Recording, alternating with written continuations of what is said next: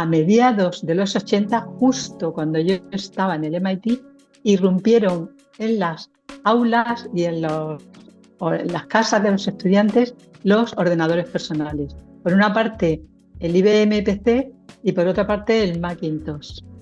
Yo me compré un IBM PC que pesaba 18 kilos, que lo abrías y bueno, era una pantalla ámbar que vibraba, que tenías que empezar a programar, a utilizar comandos. Todavía no existía Windows, funcionaba con MS-2. Y en cambio, una amiga mía que tenía más dinero se compró el Macintosh. Y el Macintosh funcionaba ya con iconos interactivos, es decir, que tú querías guardar una cosa y había un disquito que tú marcabas y se guardaba. Querías mandar algo a la papelera y había una papelera.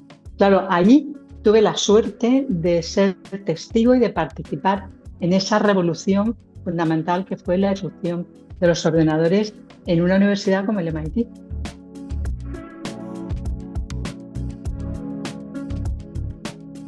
Hola y bienvenidos al podcast Tecnología y Trabajo. Soy Olivia Blanchard y mi invitada en este episodio es Cecilia Castaño, catedrática honorífica de Economía Aplicada de la Universidad Complutense de Madrid. En este episodio hablamos del impacto tan significativo que ha tenido la tecnología en el mercado laboral en las últimas décadas, transformando relaciones laborales, generando nuevos roles y automatizando tareas. Sin embargo, como vemos a lo largo de la conversación, este impacto es desigual y es crucial analizarlo con una perspectiva de género. Las tecnologías no se aplican sobre la nada, como dice Cecilia. Al contrario, se aplican sobre mercados laborales preexistentes que están altamente segregados por género. Es un gran placer hablar con Cecilia de todo esto. Creo que la palabra pionera es la que mejor la define. Cecilia ha sido pionera en España en el estudio de la relación entre género, tecnología y empleo y es una referente en el estudio de la brecha digital de género. Entre sus méritos cuentan la creación del grupo de investigación GenTIC de la Universitat Oberta de Cataluña en 2006 y del Observatorio e-Igualdad de la Universidad Complutense de Madrid ese mismo año. Hola Cecilia, ¿cómo estás? Hola Olivia, muchísimas gracias por invitarme a participar en este podcast sobre tecnología, empleo y trabajo, que ya sabes que es un tema que me apasiona. Estoy encantada de estar hoy aquí contigo. Es un lujazo tenerte y en este podcast hablamos de la relación entre trabajo y tecnología y para empezar me gustaría preguntarte por el trabajo al que te has dedicado tú todos estos años de tu vida. Entonces, ¿qué te llevó a estudiar economía y dedicarte a la investigación, Cecilia? Yo quería entender cómo es el mundo, cómo funciona el mundo, pero no el mundo físico, ni químico, ni geológico. Yo quería saber cómo funciona la sociedad. Y tuve suerte que en el instituto, pues la profesora de francés y el profesor de religión, que era un cura, nos organizaron un seminario sobre historia económica y social de España. Entonces ahí me di cuenta de las desigualdades sociales tan importantes y de que se podía luchar contra esas desigualdades.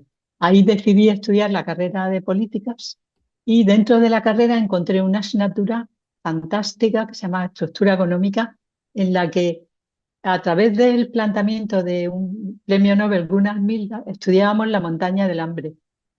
Y la montaña del hambre ya daba pie a todo el análisis de cómo no eran solamente los datos económicos fríos, sino todas las relaciones institucionales. Un poco la línea que ahora tienen Daron Acemoglu, el premio Nobel de Economía y sus colaboradores. Entonces yo a partir de ahí me di cuenta de que quería dedicarme a enseñar, a investigar y tenía la idea de que la investigación tiene que tener vocación de servicio público, que las investigaciones que hacemos tienen que servir para que las agentes sociales, los empresarios, los políticos, las empresarias, las políticas, tomen mejores decisiones porque cuentan con datos. En ese sentido, hice uno de mis lemas, que además lo difundo por donde voy, la idea de que sin datos no hay visibilidad, sin visibilidad no hay prioridad, y si queremos que un problema, por ejemplo, las desigualdades de género, entren en la agenda política, pues tenemos que aportar datos. Y a partir de ahí todo funcionará relativamente mejor, ¿no? No, y a partir de esos primeros años has tenido una gran trayectoria, ¿no? A nivel de investigación, de publicaciones. hiciste tu doctorado a principios de los años 80, te fuiste al Massachusetts Institute of Technology, ¿no? En esa década de los años Sí. 80. ¿Cómo describirías aquella experiencia?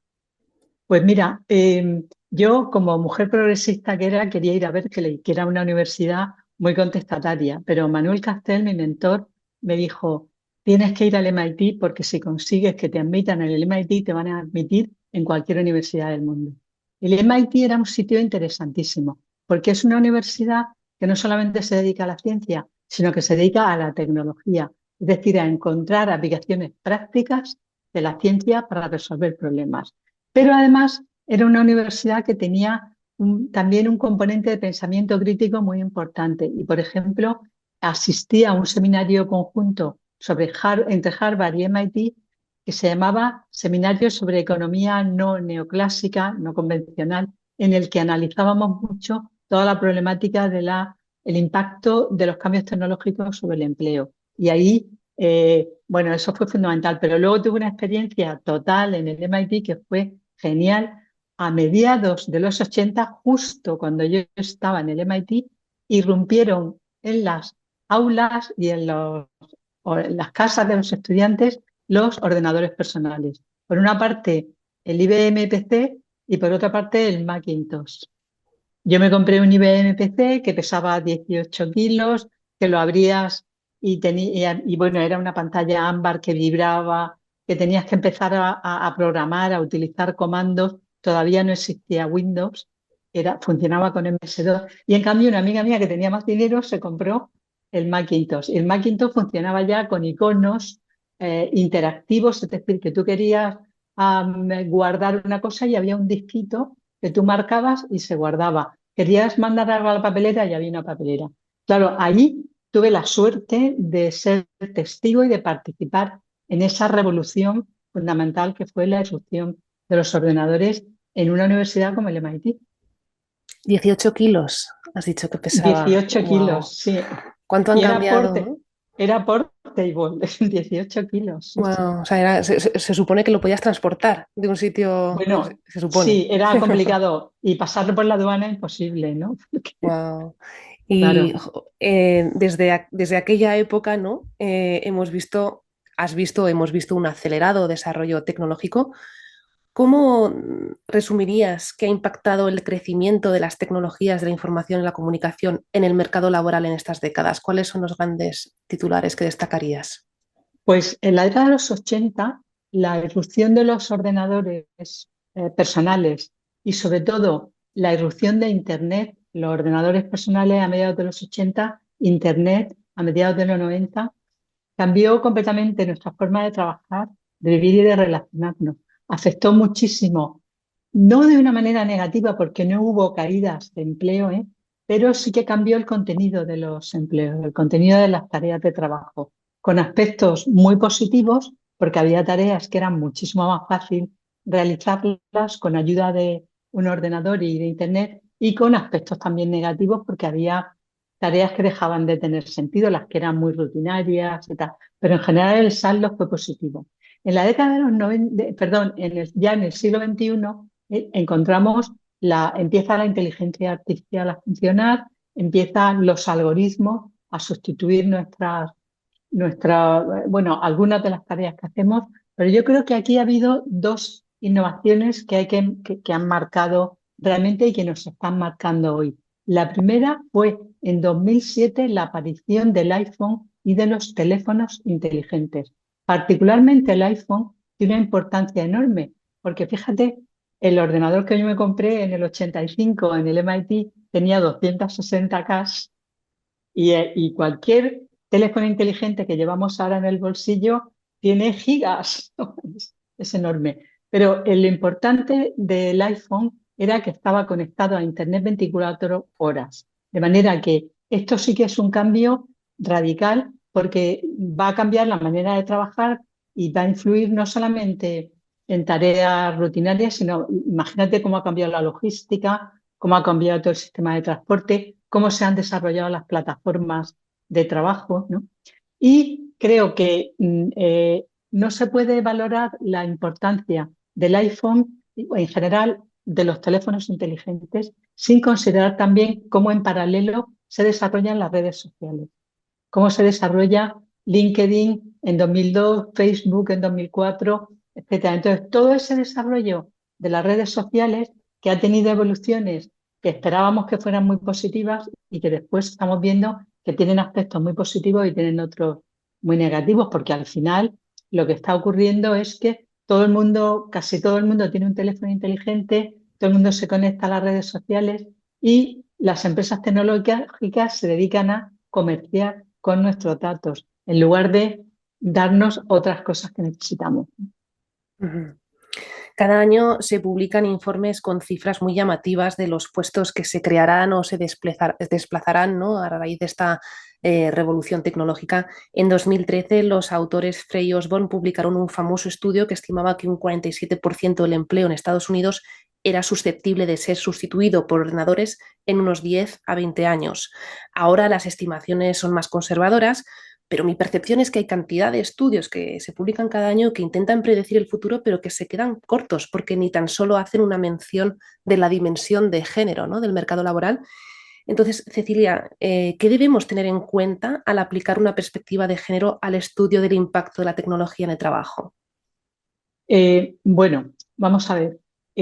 Sobre el volumen de empleo, la realidad es que después de 4 revoluciones tecnológicas se sigue creando muchísimo empleo.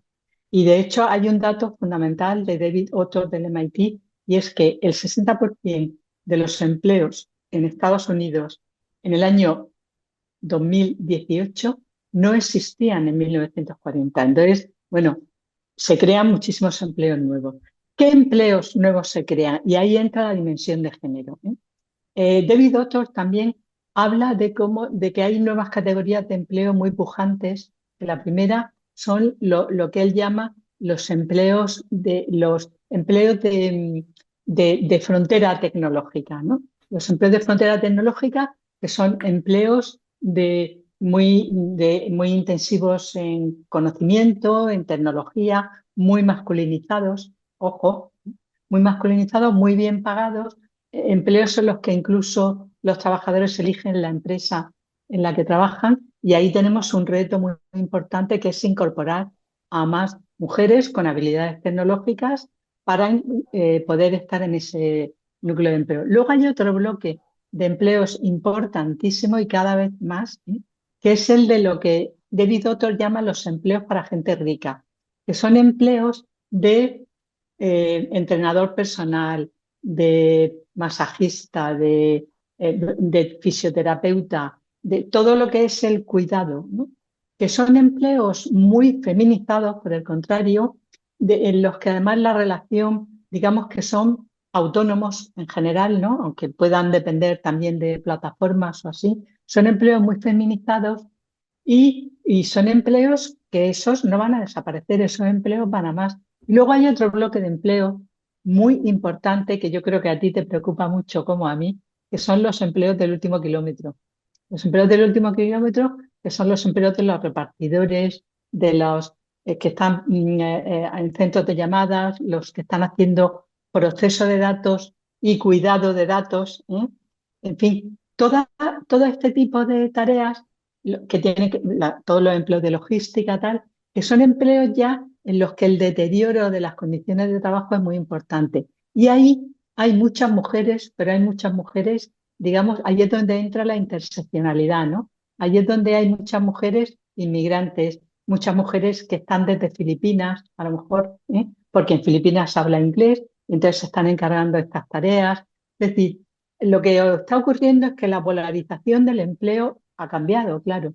Hay categorías diferentes de las anteriores, hay categorías intermedias y el género juega su papel y también juega su papel la interseccionalidad.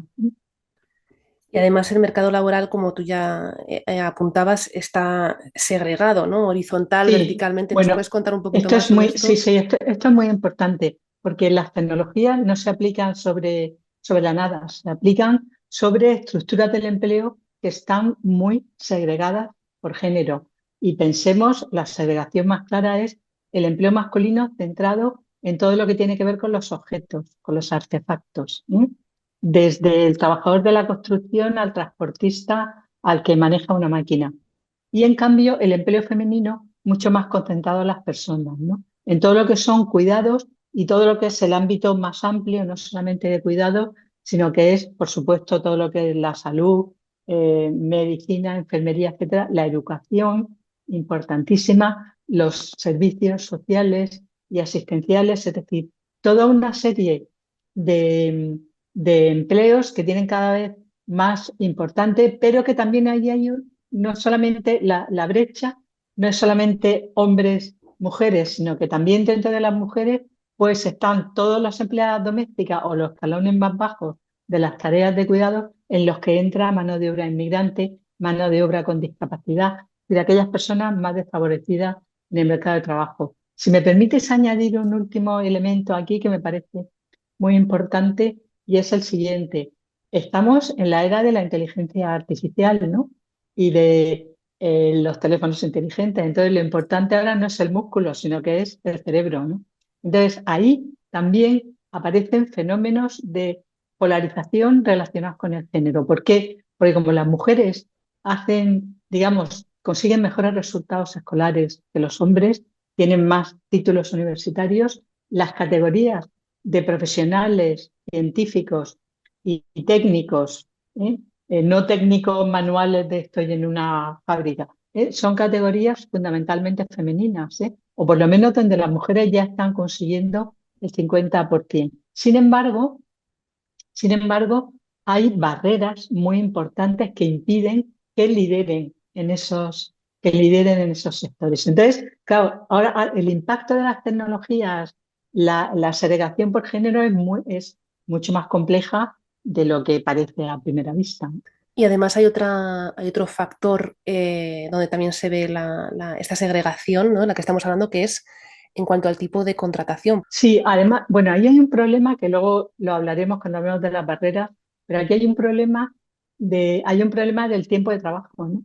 Es decir, que la mayor parte de las mujeres o tienen hijos o tienen mayores o enfermos a los que tienen que cuidar. Y entonces, claro, eso es una de las cosas, como no hay medios, no hay servicios públicos asequibles económicamente suficientes, pues las mujeres tienen que combinar su vida privada de cuidados con su trabajo. Y esto hace que sean las primeras candidatas al empleo temporal, al empleo a tiempo parcial, etcétera, etcétera, a toda una serie de elementos que condicionan muchísimo sus condiciones de trabajo y que hacen que ganen menos, ¿eh? En todos los empleos, sean de más nivel o de menos, que ganen menos y que al final tengan pensiones más bajas. Ujú. O sea, Así que que esa es brecha salarial luego también se traduce en más allá de la jubilación. importantísima, es importantísima, porque lo que se sustituye con la inteligencia artificial no son empleos enteros, son tareas. Entonces, y esa es la clave, ¿no? Entonces, por eso necesitas al ser humano, porque hay tareas que puedes automatizar, pero hay otras que no, y esa combinación es la perfecta, ¿no? Ser humano, un sistema de inteligencia artificial. Entonces ahí, digamos que ahí sí que se puede mitigar o diluir lo que es la segregación de género tradicional, ¿no? Que además yo creo que es el futuro de la humanidad. Es decir, que el momento en el que rompamos esa barrera que tenemos entre los hombres, lo que decía al principio, los hombres relacionados con los objetos, las mujeres relacionadas con las personas, cuando seamos capaces de romper eso, cambiará muchísimo el empleo, ¿eh? Porque también hay cada vez más hombres que les interesan las profesiones de cuidados. Y eso es bueno. Quiero decir que es bueno que haya más profesores de primaria, que haya más enfermeros, que haya... ¿eh? O sea que, El sector tecnológico es uno de los sectores donde se ve claramente esta diferencia de género en cuanto a la fuerza laboral. Tiene una perspectiva positiva en cuanto a la generación de empleo en los próximos años, pero como sabemos, las mujeres están subrepresentadas en este sector. De hecho, según datos del 2020, solo un 18% de posiciones TIC en Europa eran ocupadas por mujeres. Tú escribes en uno de tus artículos, la historia de la tecnología es también la historia de la exclusión sistemática de las mujeres de estos ámbitos por medio de barreras formales e informales. ¿Cuáles son esas barreras formales e informales que siguen excluyendo a las mujeres del ámbito de la tecnología? Pues hay cuatro grandes barreras. Una primera es la barrera formal, que es que, bueno, en términos de ciencia lo denominamos como los gatekeepers, ¿no? Los guardianes del castillo, de la fortaleza de la puerta, ¿no? Que es que, bueno, para entrar en un ámbito científico tienes que pasar por unas orcas caudinas ahí, y entonces los hombres sistemáticamente consideran que son mejores las mujeres. Y eso sigue ocurriendo a día de hoy, pero tal cual, ¿no? Si miramos los datos, eh, eso por una parte. Pero eso lleva aparejado que las que consiguen entrar, en las que consiguen entrar, les dan menos proyectos, les dan menos espacio, les dan menos autonomía para desarrollar sus proyectos. Hay barreras formales muy claras, ¿eh? Que no es que estén escritas, de una mujer no puede entrar, pero que funcionan. En la ciencia, los gatekeepers; en el sector tecnológico, la cultura programmer, la cultura de machote, de machotes que ahora además están reivindicando también ser más masculinos y más violentos, Mark Zuckerberg, ¿no? Es una cultura que las mujeres del sector llevan más de una década reconociendo que eso es lo que las echa fuera. Y ese es un componente fundamental. Luego hay otro componente que tiene que ver con el curso de la vida, que es que, claro, la edad entre 30 y 45 años es el periodo en el que hombres y mujeres se promocionan en las empresas, pero también es el periodo de la vida en el que la mayor parte de las mujeres españolas, europeas, norteamericanas, tienen hijos y tienen que cuidar de sus hijos. Y se encuentran, bueno, y luego ya llegan los padres y entonces ya somos la generación sándwich, ¿no? Que hay que cuidar a los hijos y luego hay que cuidar a los padres. Entonces, este problema es importantísimo. Luego hay un problema de liderazgo. No nos olvidemos que en el mundo, o sea, los grandes oligarcas tecnológicos, en esas empresas, entre los propietarios solamente hay dos mujeres. Y una es una viuda, la viuda de Steve Jobs, Laurene Powell Jobs, y otra es la ex de Bezos, Mackenzie Scott, ¿no? Que además cada vez que abren la boca las ponen verdes, porque bueno, tienen bastante porcentaje de sus empresas y no lo pueden, bueno, y las critican muchísimo. Entonces, todo esto luego además se resume en algo que yo llevo, me he leído este artículo mío que recuperaba y me ha encantado, porque he visto, madre mía, qué visión, cómo hay cosas que las vas viendo y que luego am, el problema de la falta de tiempo de las mujeres, que Claudia Goldin, la Premio Nobel de Economía del año 23, ¿no? Lo resalta mucho, porque es esa cultura de las empresas de hoy se llama, que es la cultura del greedy work, el trabajo, el querer, la codicia en el trabajo, ¿no? Es como que las empresas lo que quieren es trabajadores que trabajen muchas horas y a cualquier hora, ¿eh? Muchas horas y a cualquier hora quiere decir trabajar fines de semana, trabajar en vacaciones, trabajar por la noche, tal. Eso es lo que aquí en España le llamamos el presentismo de los hombres, ¿no? Que a veces no es porque ellos quieran, es porque la empresa los obliga, pero que las mujeres, la mayor parte de ellas no pueden practicarlo. Entonces, estos cuatro elementos, que son, bueno, por un lado la cultura de las empresas y de la ciencia y tal, por otro lado el problema del ciclo vital, el problema del liderazgo y por último el problema de este greedy work, de este trabajo codicioso por parte de las empresas es muy importante. Sin embargo, fíjate, bueno, luego ya me preguntas alguna cosa más. Es que hay Eso, una ¿qué cosa querías añadir? interesante. ¿Qué querías añadir? Mira, lo que quería añadir es que también tenemos que poner en cuestión el concepto de innovación que tenemos, ¿no? Porque cuando hablamos de innovaciones disruptivas, siempre hablamos de innovaciones que cambian nuestra manera de trabajar, de vivir, de relacionarnos, ¿no? Y se habla de la imprenta, se habla de la máquina de vapor, del iPhone, lo que sea. Pero hay una innovación disruptiva más importante que todas esas, que fue la píldora anticonceptiva. La píldora anticonceptiva en los años 60 para las mujeres casadas, en los 70 para las mujeres solteras también, la píldora anticonceptiva cambió la sociedad porque las mujeres se pudieron plantear terminar, eso lo estudia muy bien Claudia Goldin, se pudieron plantear terminar los estudios y optar a una carrera profesional teniendo hijos después. Porque ¿qué pasaba antes? Pasaba que llegaban a la universidad, se echaban novios y se quedaban embarazadas. Y entonces tenían que dejar los estudios para casarse y para...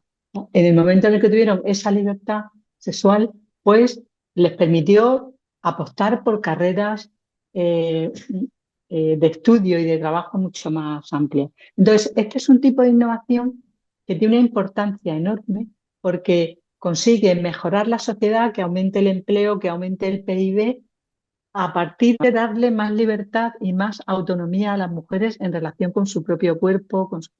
Entonces, bueno, pues tenemos que ir hacia ese tipo de innovaciones, ¿no? Antes hablabas del autor Acemoglu, ¿no? Y hace poco publicó su libro Poder y Progreso. Ahí cuenta algunos ejemplos de la historia, ¿no? De cómo la innovación tecnológica per se, la automatización per se, no conlleva a una mejora en los salarios y un mayor bienestar social de manera generalizada. Tienen que pasar otras cosas, son decisiones económicas, políticas y sociales lo que nos lleva ahí.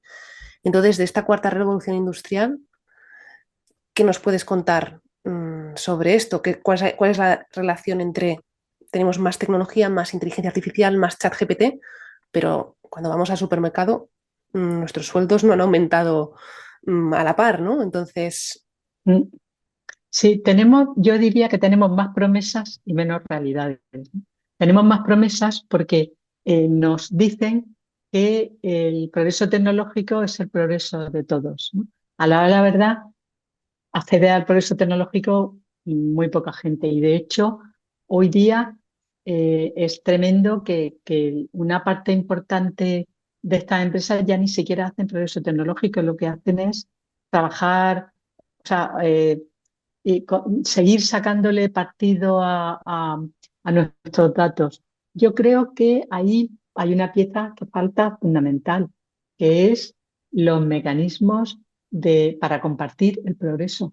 Hubo una época en la que el progreso se compartía, que fue los 30 gloriosos años entre el 45 y el 75 del siglo pasado, en el que pagando altos impuestos, después había sistemas de salud pública, sistemas de educación pública, etcétera, y se pagaban altos salarios. Hoy día yo creo que el efecto fundamental de las tecnologías digitales y de la inteligencia artificial ha sido precisamente rebajar los salarios, empeorar las condiciones de trabajo, claramente, claramente. Entonces, claro, la gente ve que eh, tiene acceso a muchísimas cosas en las redes, puede consumir, pero puede consumir productos de bajísima calidad, no puede hacer un proyecto de vida propio, porque la vivienda es muy cara aquí y en todas partes, es decir, que faltan mecanismos para compartir los resultados del progreso tecnológico y no parece que se vayan a poner en marcha. pues para ir cerrando la conversación, hablamos mucho de automatización y el potencial de la inteligencia artificial a la hora de quitarnos el empleo, pero Cecilia, ¿tú crees que deberíamos estar más preocupados por la precarización y la pérdida de calidad del empleo que por la desaparición de nuestros trabajos? Sin duda, sin duda. Porque empleos va a haber. ¿Por qué? Porque al final, por muchos drones, el dron no puede llegar a la puerta de tu casa. O sea, tiene que haber alguien que lleve el paquetito a la puerta de tu casa. El robot no te puede lavar los platos. Tiene que haber alguien en Filipinas, ¿no? Que le está diciendo al robot cómo se friega ese plato, que es cierto, ¿eh? Esto que estoy diciendo. Entonces, el problema real es el deterioro de la calidad del empleo, ¿no? Y eso además plantea un problema político, porque hay muchísima riqueza, pero la gente ve que no le llega. Y entonces hay un problema político bueno, de pensar, de mucha gente piensa que la democracia es un sistema que no te da lo que necesitas, ¿no? Y tenemos que estar muy preocupados por la precariedad del empleo, por la precariedad de los salarios, etcétera. Mm. Y ya la última pregunta, ¿qué es lo que te da esperanza después de todos estos años investigando estos temas, mirando al futuro, qué te da esperanza a ti? A mí, bueno, yo siempre tengo esperanza en el ser humano, ¿no? El factor humano es muy importante, ¿no? Yo creo en las mujeres. Las mujeres somos las mujeres somos lo que ha hecho cambiar más la sociedad en el siglo XX, ¿no? Entre otras cosas, gracias a la píldora anticonceptiva, ¿no? Innovación fundamental, ¿no? Pero yo creo que yo tengo mucha esperanza en las mujeres y te digo las mujeres y no te digo el movimiento feminista, no por nada, sino porque hoy día el movimiento feminista tiene una serie de problemáticas que a lo mejor hacen que no sea tan fácil tener una estrategia conjunta, ¿no? Pero yo la esperanza sí que la tengo en las mujeres. ¿Por qué? Pues porque las mujeres se han dado cuenta en todo el mundo de que lo que nos han dicho que tenemos que hacer no nos va bien, no nos gusta. Mujeres con formación tecnológica, mujeres sin pensar muchas veces en las diferencias de enfoque. Yo veo esto así, no, no. Vamos a por un objetivo común, ¿no? Yo es la esperanza que tengo. Ujú. Pues muchísimas gracias, Cecilia. No sé si hay algo más que quieras añadir o... No, no, no, no. La verdad que me ha encantado. Muchísimas gracias por invitarme, porque me has dado la oportunidad de charlar de manera distendida sobre temas que a mí me apasionan y que luego los tienes que escribir, pues así de una manera mucho más formal y tal. Y de repente poder hablar de ellos con espontaneidad, como hemos hecho en este podcast, pues es un lujo, ¿no? O sea que muchas gracias a ti. Muchas gracias por tu tiempo, por estar aquí con nosotros. Muchas gracias. Muchas gracias. Si te ha gustado esta entrevista, puedes escuchar el resto de episodios en Spotify y YouTube. Y si quieres saber más acerca de mi trabajo, visita mi web www.oliviablanchar.com.